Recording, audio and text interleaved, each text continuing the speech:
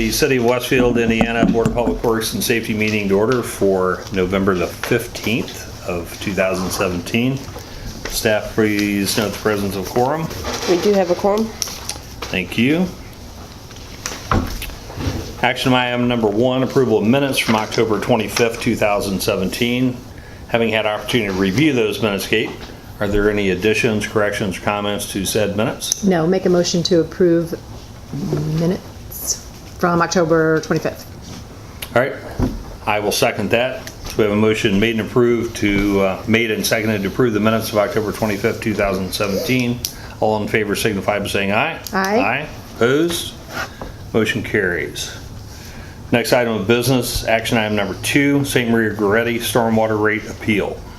St. Maria Goretti appealed their water rate assessment is done by the city, and after consultation with them and the staff is recommending that their appeal be granted and that they be reduced 50% from the standard rate.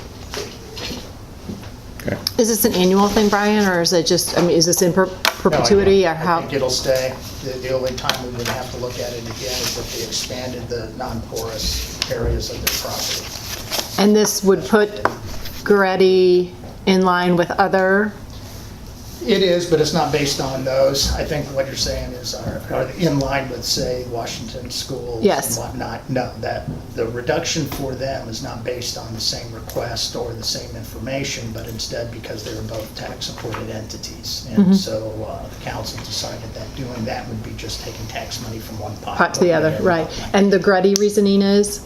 They had different reasonings based upon the non-porous areas that they have, as well as the infrastructure that took off the stormwater as it applies now. Thank you. Make a motion to approve action item number 2. I will second that. Motion made and seconded to approve action item number 2, St. Maria Goretti Stormwater Rate Appeal. All in favor signify by saying aye. Aye. Opposed? Motion carries. People in the state does that.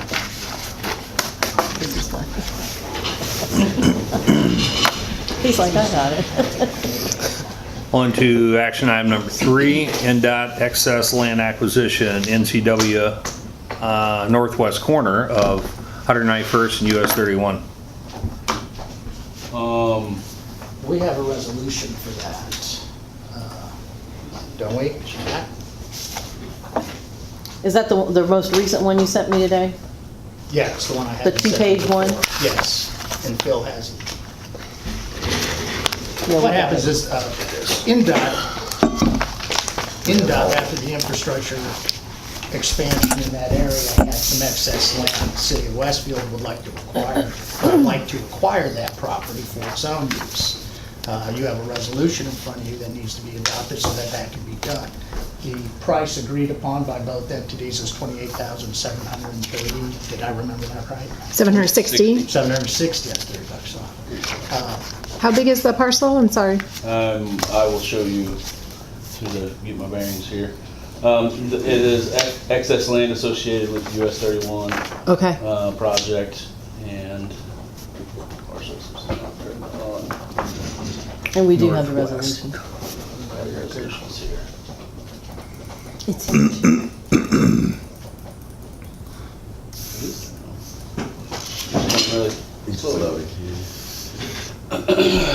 The actual total amount. So is it to the east of the houses? Is it? It is right here.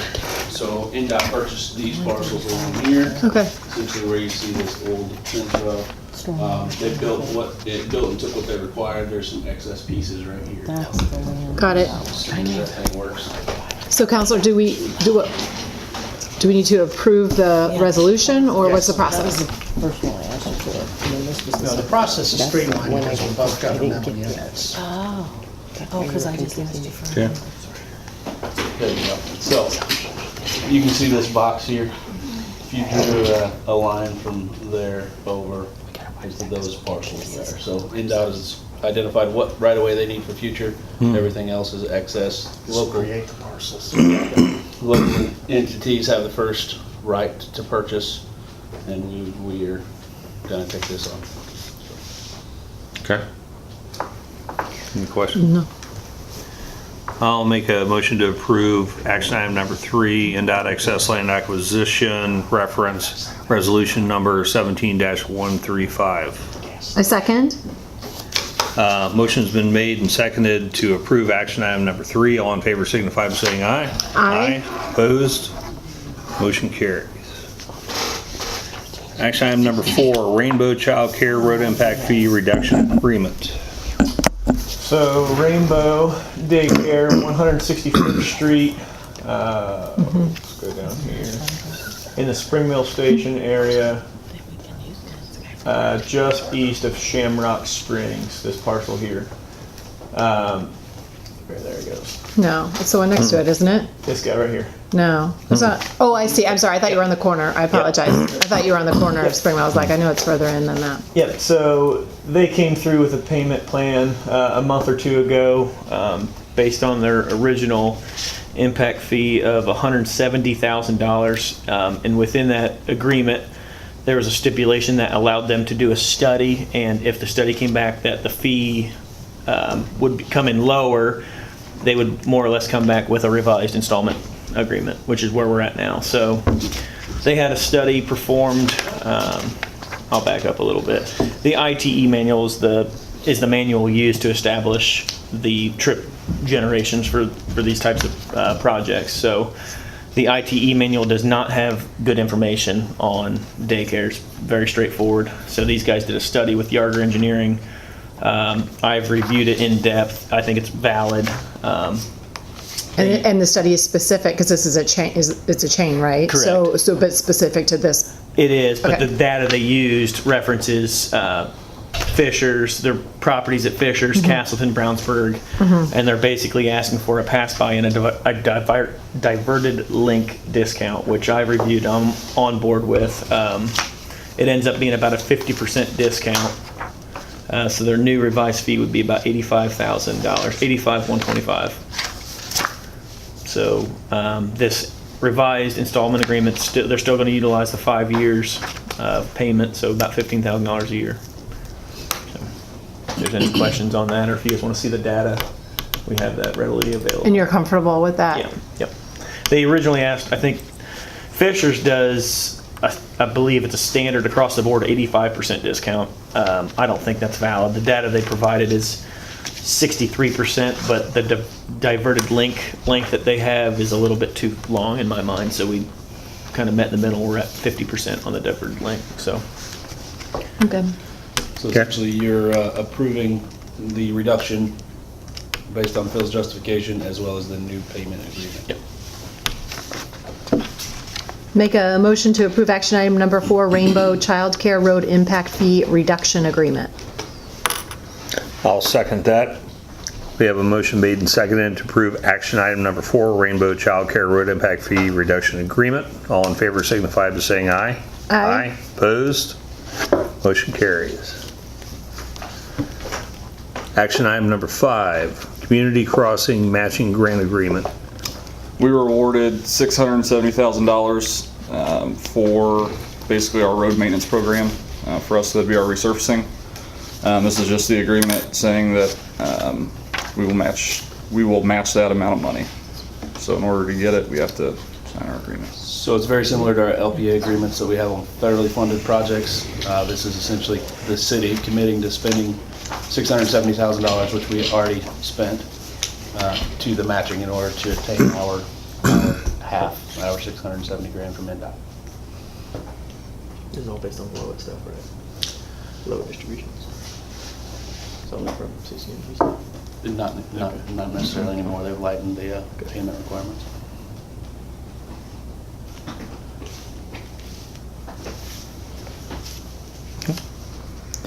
I will make a motion to approve action item number 5, Community Crossing Matching Grant Agreement. Second it? All in favor signify by saying aye. Aye. Opposed? Motion carries. Action item number 6, Conflict of Interest, Switowski. Remind me of the conflict. Is this the playground equipment? No, this it's is- dog it's a care vet. vet. Oh, the vat, that's right, okay. Oh, I remember this. Yes, yeah. so this is, we've seen this one before. Annual. This is the annual, right, okay. Yeah. I'm okay. I'm good. There's nothing really changed on it, except the dog. Right. No, the dog didn't even change, that's right, it's the same dog. Him no. Make a motion to approve action item number 6, conflict of interest for Switowski. Okay. I will second that motion. All in favor signify by saying aye. Aye. Opposed?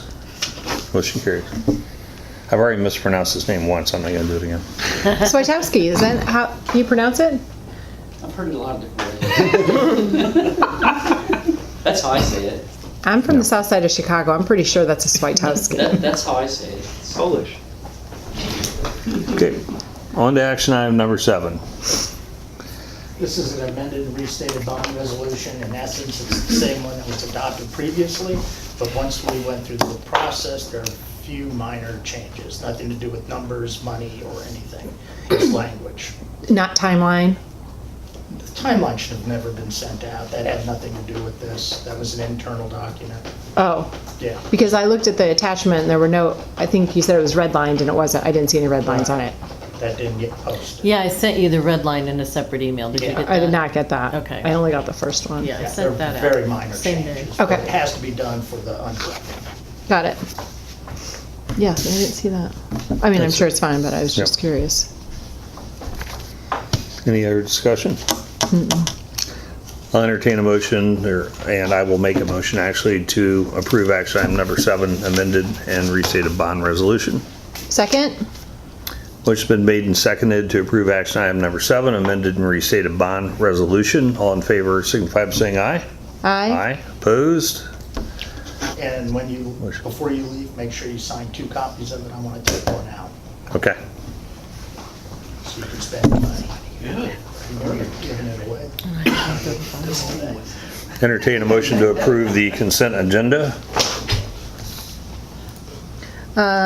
Make a motion to approve the consent agenda. I will second that.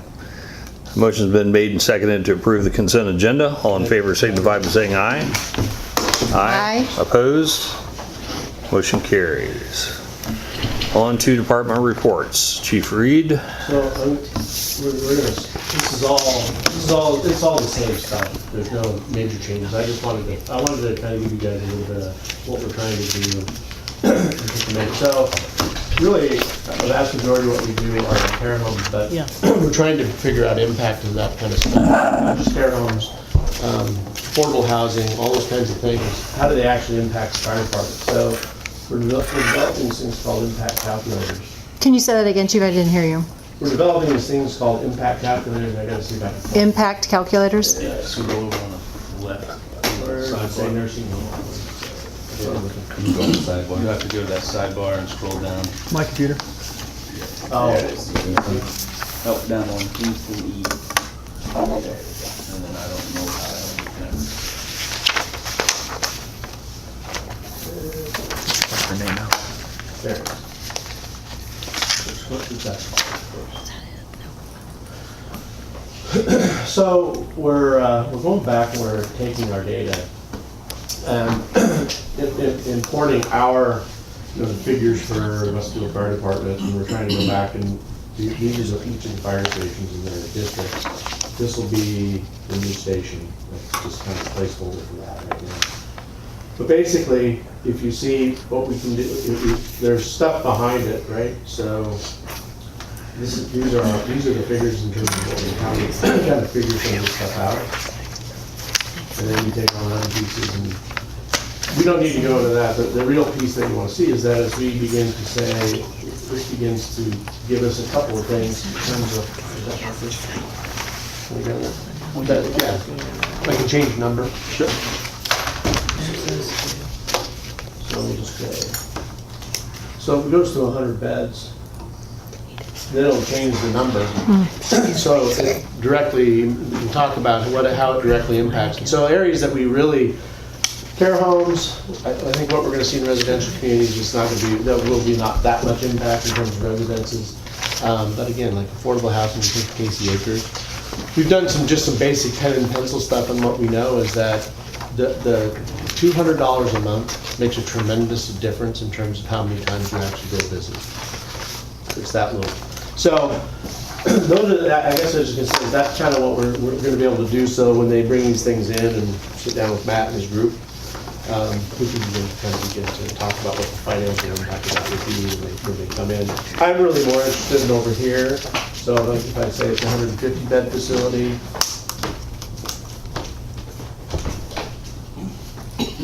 this is what I'm really interested in, is how it changes our call volume for each one of those, because that really in the end is what really impacts us, right, in terms of whether we have to add people or more units or stations or any of that kind of stuff. So I just wanted to kind of give you that, you know, we've talked about using data and all that kind of stuff, and so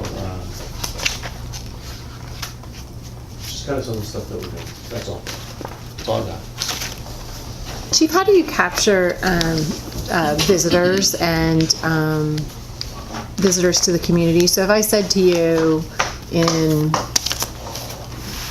10 years ago, how many people did the fire department service versus 2017? How many people do we service? Because it's more, because with the addition of Grand Park, Right.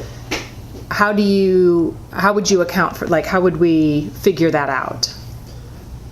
Are you talking about just like general population as opposed Well, to? that's not what I'm talking about. I'm talking about, I mean, I know we have a population number, that's not, my question is, we're having to serve more people because of the visitors in our community. So how would you come up with a number of, we served, the population was roughly 30,000 10 years ago, and now we're serving 70, because I don't know it, because you take the population plus.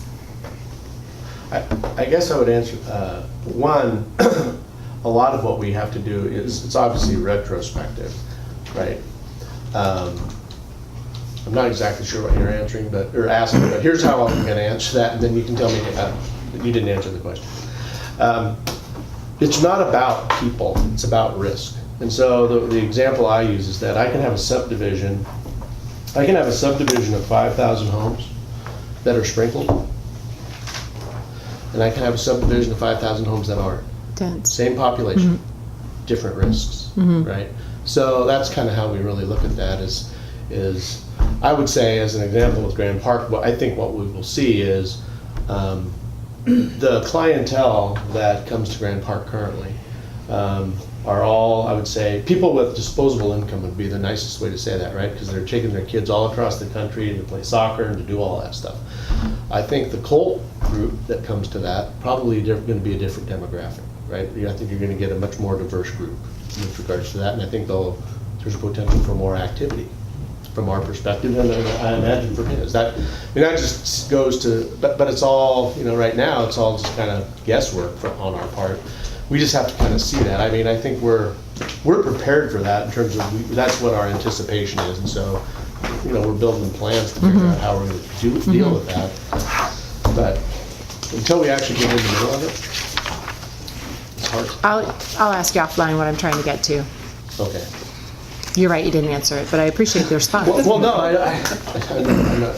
I mean, there's a population base that you serve, and then there's 911 calls, and then there's public service calls. I don't know if you're asking that part of it, or if you just, I'm not sure what. And on your population spike note, you would have to take X amount of tournament days averaged over service days divided by the 365 to even affect that population above 30. So anyway, that's all I have to say about that. Thank you. Sorry. No. Chief Rush? Yeah, don't ask me that question. Just a couple of things real quick. We are, as you know, we're in the middle of the process, the hiring still. We have actually put our first one on out of this 5. Andrew Brunnett started Monday. He's picked a beautiful day, but he's out the range today. He'll be there all week. He's started his training. We do all the firearms and stuff first, and then we'll start getting into the FTO after that. So Stephen Short and Leanne Carter are they're in the middle of it. They've already had the physicals, and they've already been in front of this board and approved. So now we're waiting for their pension board to meet and okay them, and then they're on after that. So You still have 2 more openings, and we're gonna start probably right after Thanksgiving, interviewing, and doing some more chiefs interviews for that. And hopefully we'll be coming to this board, 2 more names as early as next meeting. Other than that, our next Coffee the Cop is Lincoln Square on the 29th, and that's 9 to 11. Wednesday, I think I got that down. Sorry? It's a Wednesday, I think, right? I got it down. Yeah, I know what date it is. I think so. I need to try to make that one. And other than the report, that was Smith already, so that's all we've got. I don't know if you had a chance to look at the report. Things are trending pretty nicely towards the end of the year. Things are slowed down a lot, so that's good. Okay, No question. all right. Jeremy? Essentially, we are preparing for winter. Trucks are all getting geared up and ready to go. We've wrapped up a lot of our summer maintenance, asphalt pavement type maintenance, crack sealing, et cetera. Doing some shoulder grading and repair. A lot of tree trimming and removal. Our big capital projects, with the exception of the 186th Spring Mill Roundabout, are by and large complete. 186th and Spring Mill they're moving fast on that. We're gonna get it open to traffic, God willing, middle of December. And then, we're not gonna be able to finish that project up this year, so we'll come back in the spring, extend the 186th Street Boulevard to the roundabout and put the surface layer back on. So we had So tell me that again. So it will be open in mid-December and then, and open to traffic. So we're gonna build a roundabout now. Right. Originally, it was from Kinsey, the whole total project, the Kinsey, the Boulevard section to the roundabout. We had some significant delays from utility relocation standpoint. So we closed for a 6-week closure. Closed for a 6-week closure. They're gonna construct all the hard components of the roundabout, curbs, gutters, but we won't have the surface layer of asphalt installed until the spring because it's too cold. And then they'll open that up for the winter time. Okay, they'll open it up for the winter time. That was my question. Yep, and then in Okay, the and spring, okay. we'll close the remaining piece, build everything. The roundabout will close for a day or so to get surface added. But we want to have the surface layer all contiguous so we don't have seams. That's essentially it. As long as the asphalt plants stay open, right? Well, that's, yep, Will you let me know if there's delays with that? absolutely. Yeah. I'm sure we'll all know. Other than that, new projects coming out. Monon 7 just got awarded today. So that'll start over the winter, but be heavily constructed next year. And that's which section? The last piece up to Sheridan, so 191 to 216. And that'll start in the spring? We'll start work this winter, doing some clearing and things like that. But the heaviest component will be next year. So that's a federally funded project, came in under budget, which is good. Deal. So, How long is that piece? how long is it, 2.5 miles? 2.5 miles. Yeah, Yeah, I was gonna say it's a 2.5 big miles. piece. It'll hook up with the county's section, and then Sheridan build a piece too, so we can get from downtown Sheridan to downtown Indy. And then we build the bridge next year as well, which will be a nice project. Yep, Yeah, look forward to that. me too. Look forward to seeing it done. All right. Any questions for Anything me? Right, any other business? Make, I would- should we adjourn? Oh, sorry, did you have something? I normally ask the mayor that, so I'll ask you that. I'll second that motion. All in favor signify by saying aye. Aye. Aye. Meeting adjourned. Thanks, everybody. Don't we? And